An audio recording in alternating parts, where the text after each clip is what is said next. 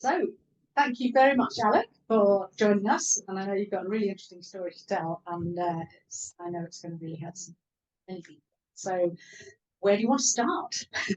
Yeah, well, let's see. I can take us back 12 years to where I was in my life when my pain started.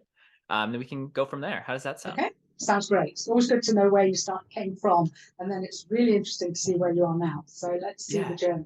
Yeah, cool. absolutely. So, 12 years ago, you can probably tell by my accent, I come from the US and California specifically, where I was born and bred. And I was bent on being a professional cyclist. That's like what my life revolved around in high school and in my early part of college.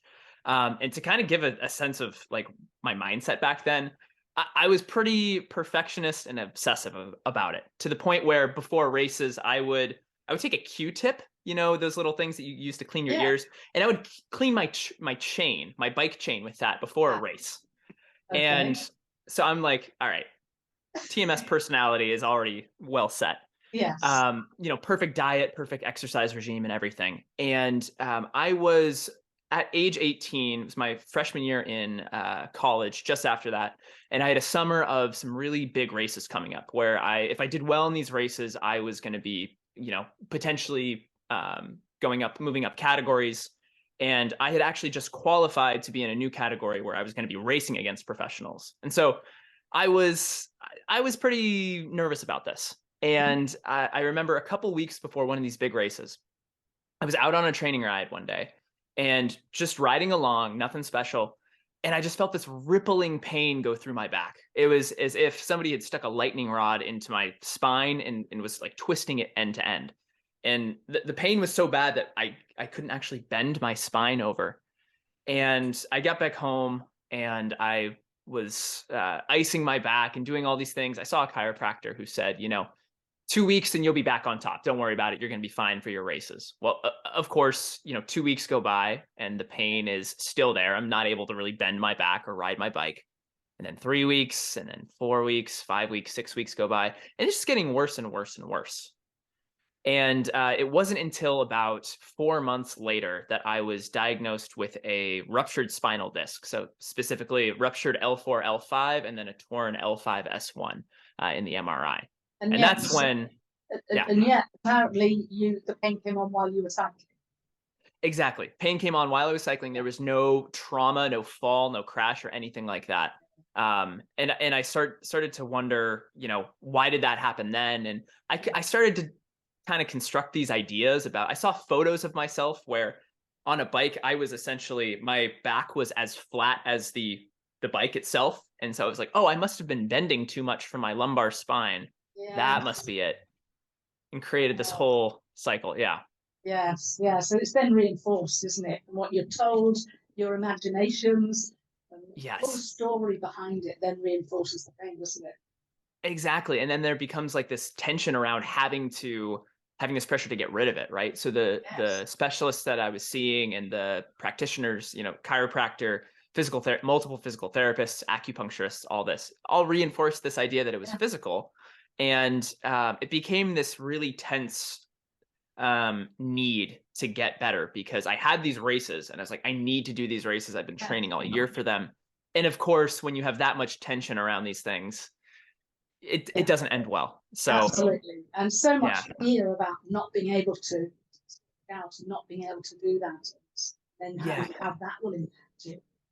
and that's Georgie. That's actually a really key point from my story as well, because that kind of looking back, like my identity was shaped around being a cyclist. So when I grew up, my parents had a choice of putting me into the grade above or the grade below, because I was kind of an in between birthday. It was a November birthday.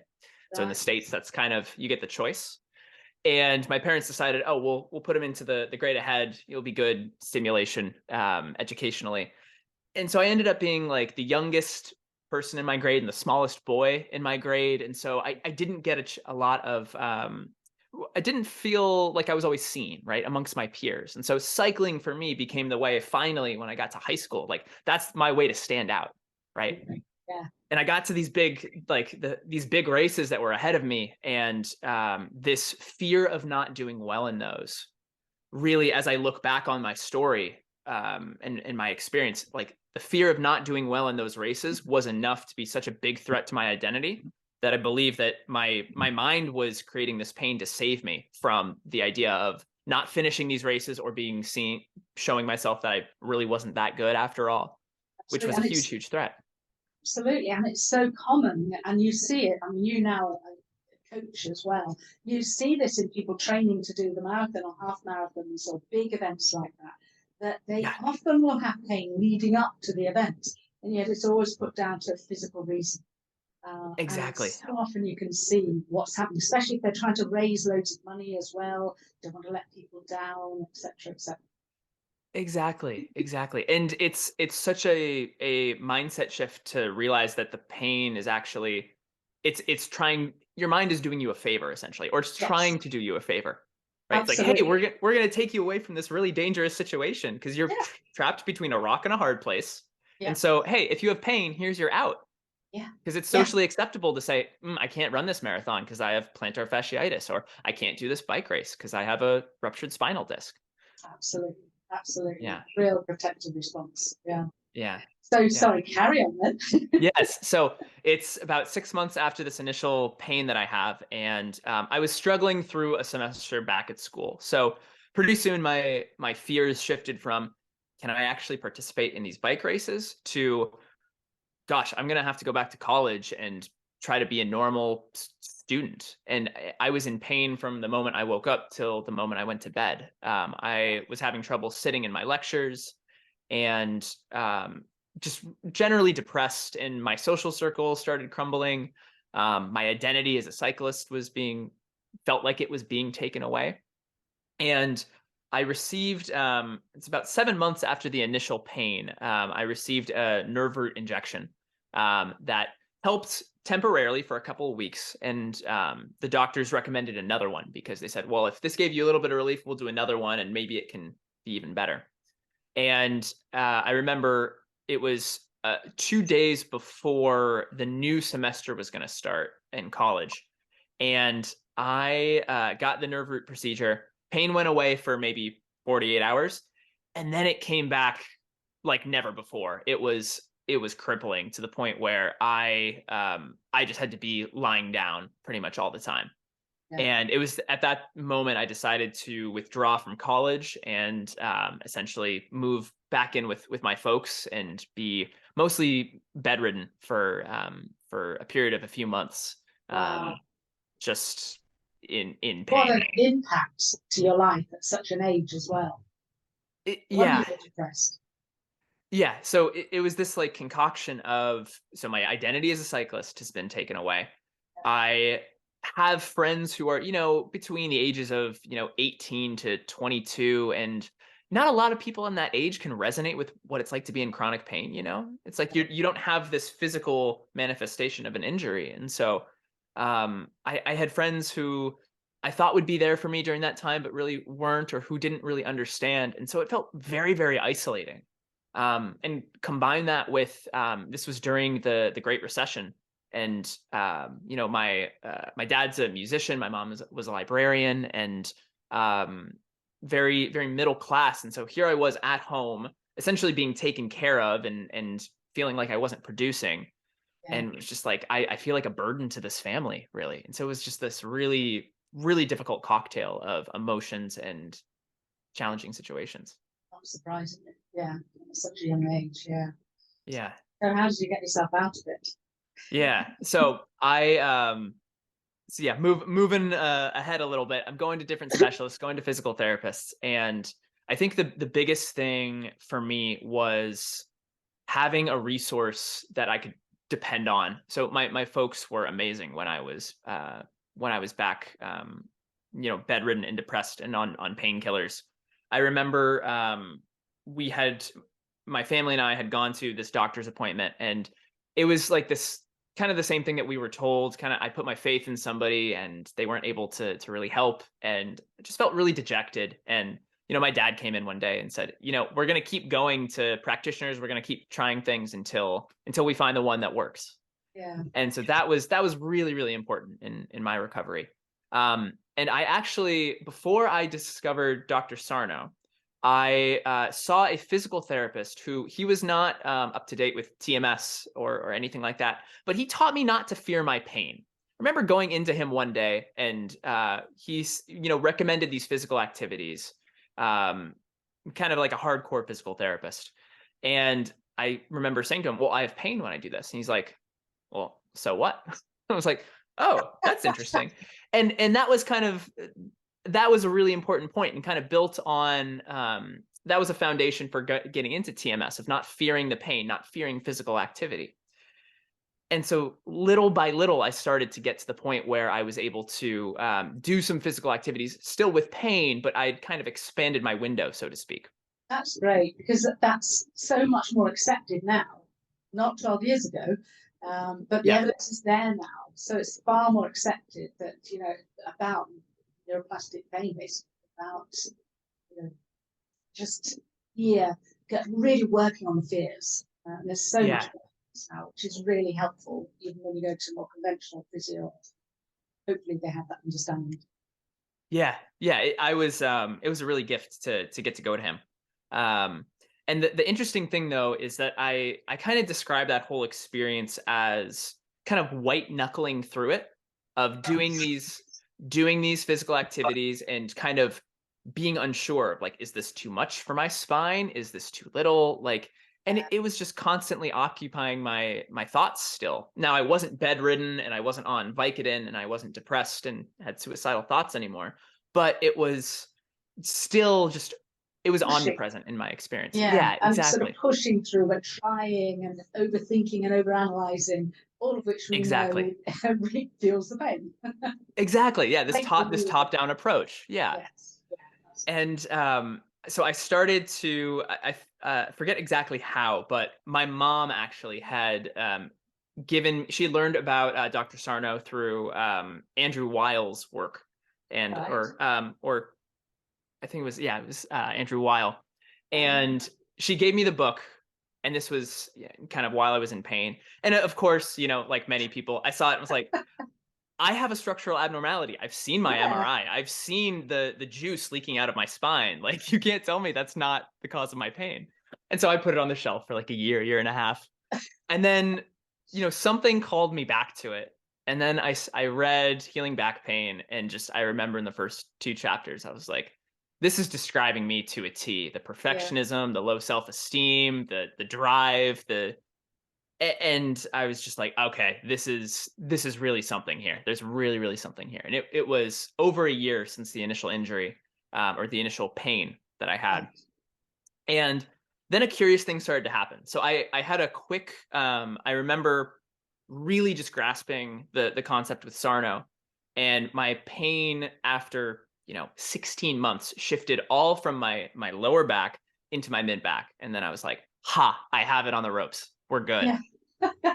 And sure enough, like after a few weeks, the pain went away, which was pretty incredible. But then, of course, there's a but Yeah. then, pain started to shift into my shins, and I didn't recognize it as TMS at first. And I was like, what's going on here? I would go What have for, I done? yeah, exactly. Like, what, I'm only running like 2 to 3 miles at a time, like once a week. What's going on? Yeah. And of course, after about 4 or 5 months, I was able to say, oh wait, this is TMS as well. Okay. And then I was like, ha, I've beaten this. But then I started to get stiffness in my quads. And then I would get, soreness in my arm if I was throwing a baseball. And Yeah. it was kind of like my mind was saying to me, like, until you get to the emotional element of this whole equation, you're going to keep having these symptoms, Yeah. right? Because I had internalized this belief that my body was so much stronger than I had thought it was. But what I was neglecting was, it was kind of saying like, ha, I don't need to do this emotional stuff because I've done the physical. Yes. Yeah, absolutely. And quite often that is missed, and especially if people read the books and recover, whatever book, whether it's Sarno's, mine, or any of the others, and they read the book and recover, often they've not learned as much. And then if the a pain, whether it's the same one or a different one, pops up later down the line, they go back and Yeah. read the book again. They may do a bit of journaling, And it's Yeah. after that, when the pain persists because that's not enough, then often they realize that they have to start doing more of a bottom up, focusing on what's happening emotionally rather than trying to sort it out from here. Exactly. And Georgia, it took me a long time to realize that as well. And then so like begrudgingly after a while, I saw a therapist in San Francisco, Dr. Clark Grove, who's a TMS therapist, and had a fantastic experience. After that, I was I was recommending therapy to everybody, and that was my first time going through that. But I just started to really see how all of the perfectionism that I had around cycling and around my life and like this low self-esteem really started to unpack that and really start to see it and understand these beliefs and where they came from and how deep the rabbit hole was going. And that was a key phase of my recovery was going through and doing that hard work and seeing essentially the shadow of myself and the parts that I didn't want to see. And that ultimately was kind of it balanced the scale between, your body is stronger than you think it is, and building this emotional awareness to get to the point where the symptoms were not just popping off like firecrackers. Absolutely. And presumably within that, working on other beliefs as well. Like, I'm not good enough, or that sort of thing. Exactly. Yeah. The I'm not good enough belief and self-sabotage and everything really really strong. And the interesting thing about the whole journey has been for me, I remember going to this therapist and saying, like, my goal is to be pain-free. Like I just want to be done with these symptoms. I was 19, 20 years old at the time, so that was my mindset. And then like something shifted along the way of like going from I want to be pain free and unrestricted to wait a minute, I want to learn like who I am. I want to understand like who is Alec and where do all these beliefs come from? How come I have all this fear if I am getting in front of a group and speaking? How come I have all this fear on the start line of a bike race where I feel so queasy and full of fear? And started to kind of have this compassionate inquiry that just essentially has snowballed to where I am today. And yeah, and thankfully, today I'm pain free. I still get the occasional, I think like everybody does, get the occasional Human TMS symptom experience. yeah, exactly. We're human, right? And it's the biggest thing has been it's been such a gift actually. And so when I have a symptom crop up, generally I can say pretty quickly, okay, this is TMS. But instead of trying to push it away and say, ha, I'm going to barrel forward, it's like, what am I not what am I not feeling right now? What am I trying to push away? What is my mind or my body trying to actually tell me? And so with kind of that full circle, I was able to, with the going to therapy and internalizing all of the Sarno work, was able to go back to college, and I didn't end up being a professional cyclist, but kind of in the same way that my mindset shifted from be pain free to kind of learn about myself. I kind of realized that wasn't my path either, and I was able to go back and do some bike races and prove to myself that I could do it if I wanted to. But that was enough to kind of tie a bow on what was a lovely experience, but not something that I wanted to continue as a profession. Absolutely. And that's fantastic. It really is interesting. And you're really seeing that this is not just about getting rid of pain. This is a personal development journey, isn't it? And it's about showing our truth, showing who we are. And if we're trying, excuse me, if we're trying to keep that hidden, then no wonder we're getting symptoms. Exactly. Yeah. And it's this tension between the authenticity and the attachment, right? Absolutely. And that's and it's amazing kind of the ways that authenticity is hidden, right? And it's even daily I'm peeling back more layers like of what that authenticity is and what it means to me, and beliefs that I've internalized from other places that aren't authentic. Absolutely. Excuse me. And I think that's so important because we can resolve pain, but if we still have those beliefs, we're still going to have all that self-induced stress. So actually looking at the beliefs, like you say, understanding them and then trying to unravel them, I think is really important as well. But that's sort of not necessarily straight away, but down the line. So we really start to look at this as opening up and understanding who we are. And like you say, it's that big thing between, most people in this world are not authentic. We all wear masks. And that's okay in certain aspects, certain things like standing on a stage. We need to be confident to be able to do that. And it might be, like you say, understanding why are we scared then, and learning to become authentic and learning to have open conversations with people. I mean, we've really been talking about that more recently in our field, not just, oh, how are you? Oh, I'm fine, thank you. And it's all, everything's hunky-dory and wonderful. The more open we are, and the more vulnerability we can show, then the less we're hiding.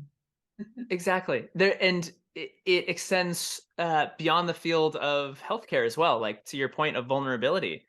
I remember I was a manager for LinkedIn. I had these like double lives, right? I was a pricing strategy or pricing operations manager for LinkedIn. And I had in the back of my mind, I always wanted to do like this type of work and be a coach and help people with TMS. But the thing that I learned as a manager is, like, when you have a one-on-one with somebody, it's, first two questions that you ask are, how are you doing? And then, how are you really doing? Yes. Right. It's like, let's talk about that. Absolutely. Yeah. Because you're right. There are these layers and these masks that we put up for safety. And we've learned that that's, the thing to do. But I think if we're able to be the first penguin, so to speak, of the first penguin who jumps in the water, then the whole waddle of penguins follows. And so I think we as coaches or we as practitioners, it's such an important thing to model that behavior. I was going to say that exactly. This is not just about us encouraging our clients to do that, but actually we need to model it.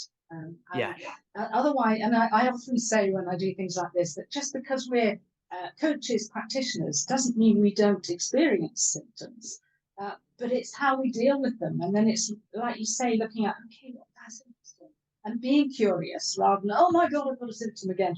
Being curious and not feeling guilty that we have a symptom, which is common in our fields. Just because we feel we ought to be fit and healthy and not have symptoms, that then is putting pressure on as well. That's the ought, do, ought, should have stuff. That's such a key point, and that's something I was going to say as well. So I would say I used to be a perfectionist, as you could tell from probably the obsessiveness of cleaning my bike.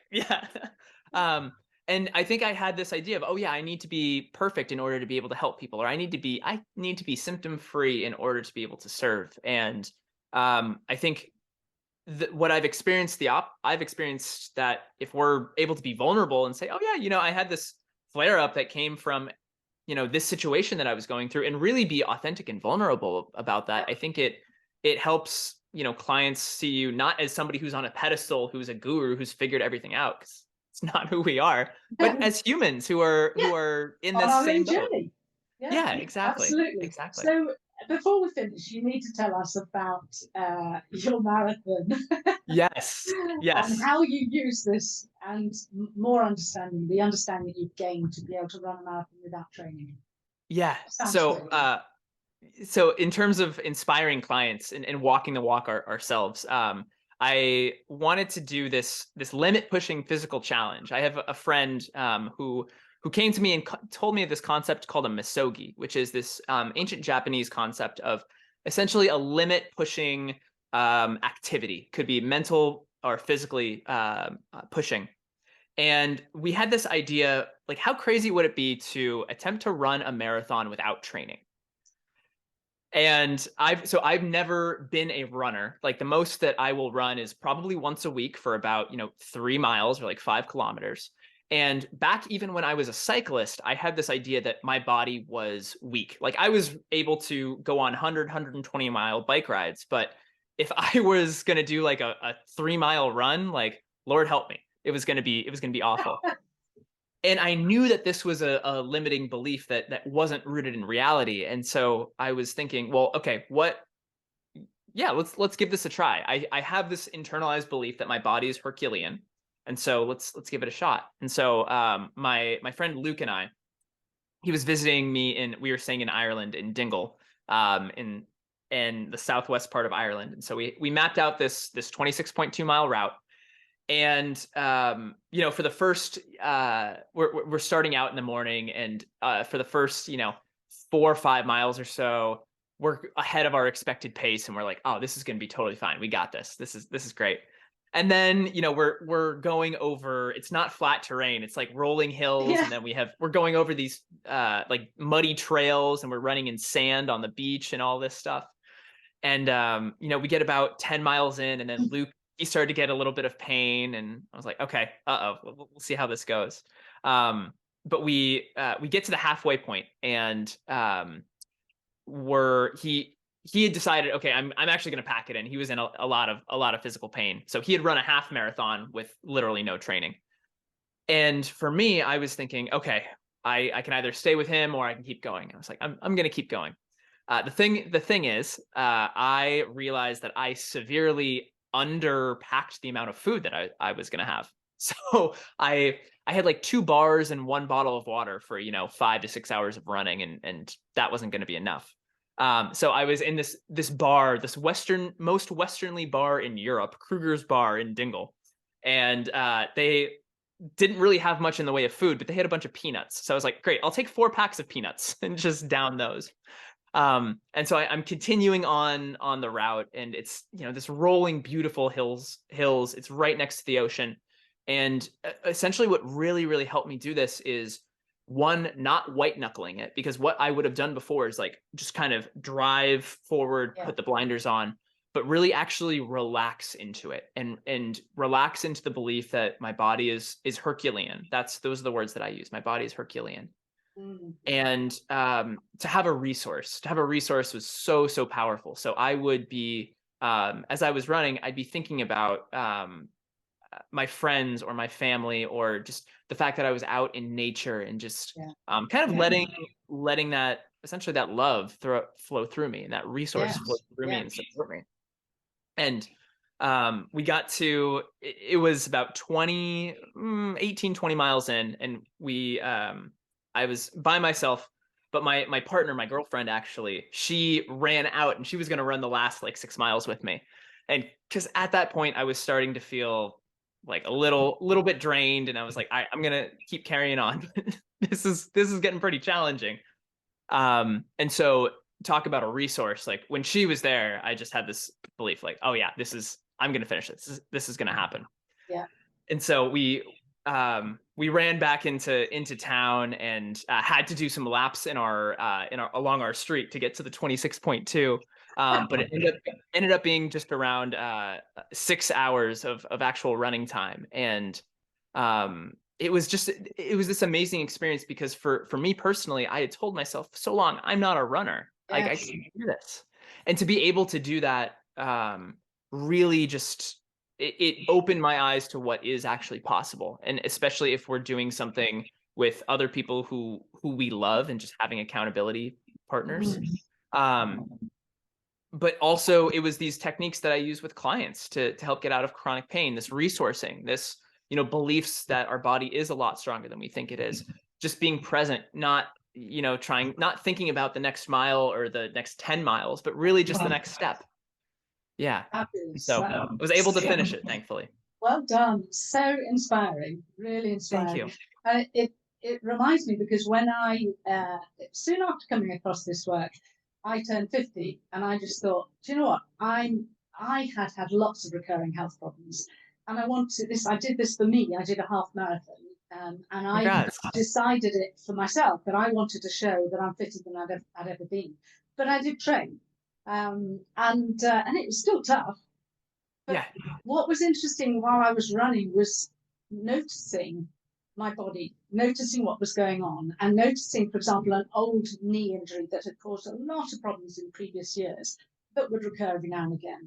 That when it got to about halfway through, it started flickering, just flickering. But what was so interesting was that when I started to talk to somebody that I was running by, maybe because they were supporting the same charity, not aware of any discomfort whatsoever. When somebody shouted my name, because your names were on the badges, no, on the signs, then nobody, I had no pain. When I passed a band, there was nothing. So I really started to, like you say, be in that resource and, be in the moment. And it was really incredible. And then what was interesting, coming back on the bus towards our cars, was so many people saying, oh, it was about mile 8 that my symptoms started. And they were saying, oh, about mile 8, my back gave way, or I injured my knee, or whatever it was. And it just reinforced this, that it's so much about our minds and our beliefs. And this is, even just saying that now, I went for a run this morning. And when I think about running, I often think about, sometimes I'm not aware that I need to go to the toilet at all. But when I unlock the door, suddenly I'm sort of, oh, yeah, I need to go. I'm the same way. Yes. Yeah. So funny. And again, that's all what's going on up here. And yeah. we're so much stronger than we believe ourselves to be. Absolutely. And what I love about your story there is, you could have gone into, if your knee started flickering, as you said, like you could have gone into catastrophizing. Oh no, this is back. Yeah. This is, and of course, like with all, it can be so easy to fall into those traps, yes. Right? But I felt a similar thing when I on my marathon of just my right knee was giving me some problems, and it was like this moment of just kind of having a full body experience and just seeing, not getting wrapped up in the isolated experience of that knee, but just really seeing it as part of the whole body and just being present with it. That allowed me to sail through. Wow. That's so inspiring, and thank you so much, Alec, for the story. If you wanted to pass on one main tip to people at the end of this, what would you say that would be? That's a great question. You can have 2 if you need it. Gosh, I would say for people who have like the biggest thing is just keep going. Keep going. If you're in the middle of this, like I know I work with people who are in the middle of chronic pain. They've maybe had it for 20, 30 years, and it can be so disheartening some days. But I think the key to working through this and coming out the other side is consistency. And so if anybody is watching this and that this story resonates with you, it's just keep going, and not from a place of pressure, but really just from a place of like this quiet consistency. I think that's a really key one. The other one that I would say is, and Georgie, you touched on this with your story of the pain going away with, the band or somebody shouting your name. It's the idea that you're not alone in this, right? Like there are so many people who have, who are going through this at the same time, who have gone through it before, and lean on those resources, right? Because at the end of the day, the more that we can support each other, like in a marathon or in this chronic pain journey, the better it is for all of us. Absolutely. So those would be the 2 that I would pass on. And if anybody did want to ask me questions or get in contact or learn about a little what I'm doing, they can reach me on my website as well. We'll put the link at the bottom at the end. Perfect. Yeah. So people can do that. And I think alongside what you just said, having hope and having faith are also so important. Yeah. Absolutely. Thank you so much, Alec. This was wonderful. I really enjoyed it. Yeah, me too. Thank you so much for having me, Georgie. You're very welcome.